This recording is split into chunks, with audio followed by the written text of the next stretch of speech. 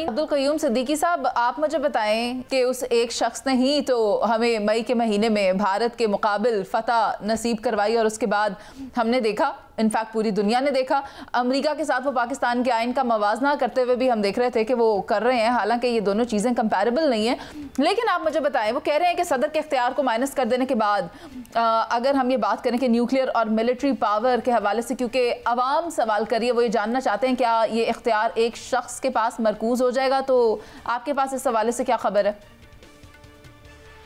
नहीं, देखें, जो कॉन्स्टिट्यूशन के अंदर जो अमेंडमेंट्स हैं इस हवाले से जो है वो जाहिर है कि उसकी वजह यह है, मार्का हक जो है ऑपरेशन बुनियाद मरसूस जो है, उसके बाद जो एक आपने जंग लड़ी है और फिर दूसरी आपने अफगानिस्तान के साथ भी हुई है आपकी, जो अभी तक वो हो रहा है, ये सारे आपके दोनों बॉर्डर्स के ऊपर जो कुछ हो रहा है। तो अब अगर वो मुसल्लह फ़ौज के सरबराहान जो हैं वो उसी तरह से हैं, आर्मी चीफ भी होंगे, बहरिया के चीफ भी होंगे और एयर चीफ भी मौजूद होंगे। अब उनकी कमांड जो है वो तीनों की chairman joint chiefs of staff committee, पहले भी एक पाक फ़ौज के सरबराही होते थे, सीनियर ऑफिसर होते थे, अब वो चीफ ऑफ आर्मी स्टाफ के पास होगी वो। और जो कमांड एंड कंट्रोल अथॉरिटी है या जो भी आपके डिफेंस है, न्यूक्लियर डिफेंस के हवाले से, उसका तकर्रुर जो है वो आर्मी चीफ के मशवरे से या CDS chief of defence forces CDF के मशवरे से प्रेसिडेंट ऑफ पाकिस्तान और प्राइम मिनिस्टर उनकी एडवाइस के ऊपर करेंगे। तो पहले भी यही मौजूद है। हाँ, उसमें जितनी किस्म की इस वक्त जंग की जहतें हैं उनको मरबूत करके और एक ऑपरेशन के अंदर लड़ना, एक सिंगल कमांड के अंदर, सिर्फ पाकिस्तान में नहीं है, इंडिया के अंदर भी है, अमेरिका के अंदर भी है, दीगर मुल्कों के अंदर भी मौजूद है। तो ये तो सिक्योरिटी डायनामिक्स जो है वो बिल्कुल मुख्तलिफ है। एक हीरो जिसने पाकिस्तान को जंग जितवाई है, जिसके अंदर आप पूरी दुनिया, अमेरिकन प्रेसिडेंट जो है वो नाम ले लेके जो है वो थक गया है कि कितनी पाकिस्तान ने अपने से 5 गुना बड़े दुश्मन को जो है वो मुंह तोड़ शिकस्त दी है। तो वो कामयाबियां, वो कौन है? वो एक ही शख्स है ना, जो कि एक फील्ड मार्शल है। हर रोज तो कोई जंग नहीं होगी ना, लेकिन जो डिफेंस का आपका स्ट्रेटजी है, जो पूरा पैराडाइम है डिफेंस का, मेरा ख्याल है कि उसके अंदर उनसे बेहतर कोई नहीं जान सकता जैसा कि वो हैं। दुरुस्त फरमा रहे हैं आप अब्दुल कयूम सिद्दीकी साहब।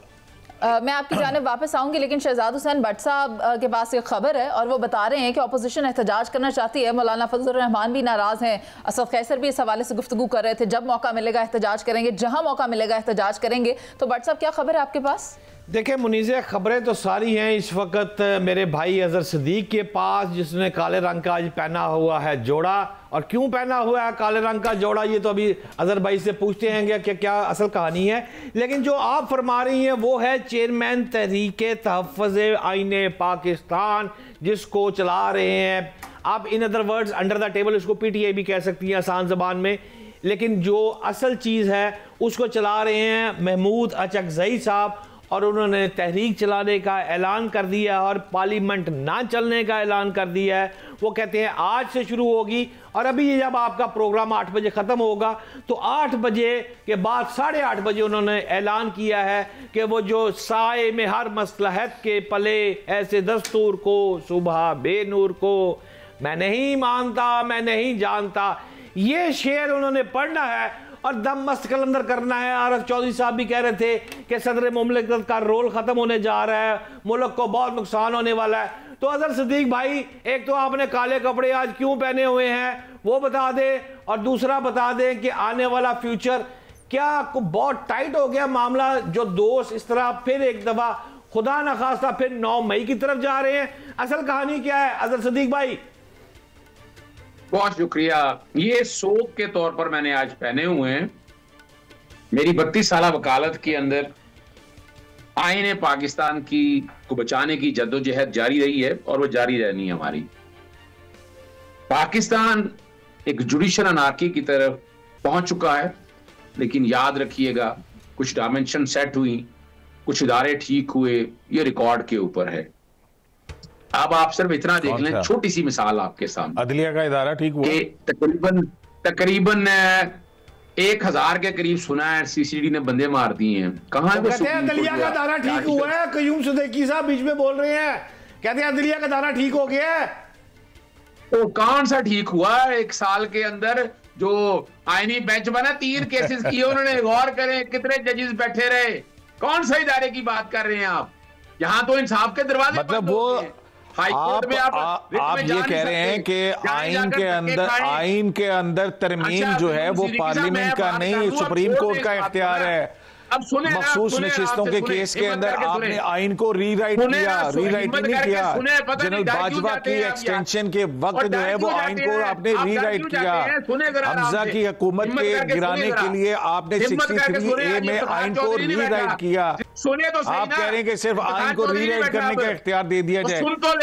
कब से अदालतों को आइन को रीराइट करने का इख्तियार है जनाब? ध्यान से, ये अपने सियासी मकासद के लिए ये तो आपने क्या कर दिया? अभी भाई मैं आज आपको फैसले निकाल के दिखाता हूँ। सुन रहे हैं आप, देखें बड़ी कमाल है क्या? मैं एक्सपोज करूंगा, मतलब गलत बात है, गलत हकायक आप बताते हैं। अब हर एक को पता है कि 2 तबाही और बर्बादी हमसे ज्यादा कौन जानता है कि हमारे हम इदारे में पेश होते हैं ना। यहाँ तो आप अंदाजा लगाएं, आ जाए, आपको बता रहा हूँ 1 लाख से 1.5 लाख से ज्यादा रिटे फाइल होती थी हाई कोर्ट में, 64,000 फाइल हुई हैं। ग्रीवियंस पिटीशन में जाएं, यानी 1.5 लाख से ज्यादा ऑब्जेक्शन लगे हुए हैं। क्या बात कर रहे हैं? मफादी आमा के केसेस, पब्लिक इंटरेस्ट, तबाही और बर्बादी कर दी इस मुल्क की पकड़ के। मैंने बताया 1,000 से ज्यादा बंदे मार दिए हैं। कितना के सुमोटो ले लिया, कितना के इख्तियार इस्तेमाल हुआ यहाँ पर बंदे, यानी हो क्या रहा है समझना आपको ये है कि ये अब जो आइन है ना, ये वाला आइन, ये वो आइन नहीं है, ये बेसिक स्ट्रक्चर के खिलाफ है। इसको चैलेंज तो करना ही करना। 26वीं तरमीम के चैलेंज करने के हवाले से फैसला करते 10 नवंबर की डेट क्यों डाली उस बेंच ने? इसलिए डाली कि उन्हें समझ आ गया था फुल कोर्ट बनाना पड़ना है। अब क्या है, मैं तो अब सीरीज मिसाल आपके सामने रखी है। वोकला बकायदा तहरीक में आएंगे, हम लोग खामोश नहीं बैठेंगे इसके ऊपर। हम देखिए, एक मैं हल दे रहा हूं, इसका हल दे रहा हूं। क्या हल है? जो जल्दी क्यों डाली हुई है, इसको ना, ये जो 27वीं आईनी तरमीम है ना, इसको ले आए अवाम के सामने, अवाम पे राय ले। जैसे 9 महीने लगाए थे 18वीं तरमीम के लिए ना, इस पे अवाम की राय शुरू करें, डिस्कशन शुरू करें, डिबेट शुरू करें इसके ऊपर। ये जो रात के अंधेरे में बैठकर तरमीम पास करनी है, बंदे पूरे करने हैं, बंदे बिठाने हैं, कौमी असेंबली के अंदर लेकर यार अजहर सिद्दीक भाई, वो 26वीं 27वीं और आप कहते हैं 28वीं ला रहे हैं। आप कहते हैं कि जनाब हम अदालतों में जा रहे हैं। यार बात ये है, तहरीक शुरू कर रहे हैं। ये क्या फिक्रा बोला आपने? कौन सी तहरीक? बिल्कुल तहरीक शुरू होने वाले जा रही है। वो 40 तरमीमें लाने के लिए बैठे हुए हैं ना। पहले तो ये बताएं, ये आइन साज असेंबली थी, ये जो जितने आइन में तरमीमें कर रहे हैं ये जुल्फकार अली भुट्टो का आइन नहीं है। सवाल ही पैदा नहीं होता।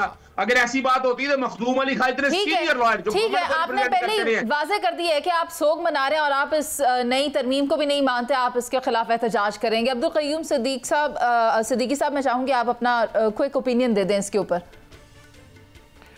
देखें, बात यह है कि वकला तहरीक तो पता नहीं कब से चलाने की कोशिश हो रही है। ये कब से हम सुन रहे हैं, आजम अपना हामिद खान साहब जो हैं वो सेनेट में जब ये तरमीम पास हुई थी तो उन्होंने कहा था कि हम ईंट से ईंट बजा देंगे। वो ईंट से ईंट मेरे ख्याल अपने घर के अंदर ही बैठ के बजा रहे हैं। हालत ये है कि ये इन वकला को वोट नहीं दिए, इन्हीं की वकला बरादरी ने पाकिस्तान बार काउंसिल के इलेक्शंस भी आप देख लीजिए और फिर सुप्रीम कोर्ट बार एसोसिएशन के इंतखाबात जो हैं वो भी देख लीजिए। तो वो तहरीक कौन चलाएगा, किधर चलाएगा, वो देखने वाली बात है। बाकी तहरीक तहफ़्फ़ुज़ आईन पाकिस्तान आज से तो बनी भी नहीं है।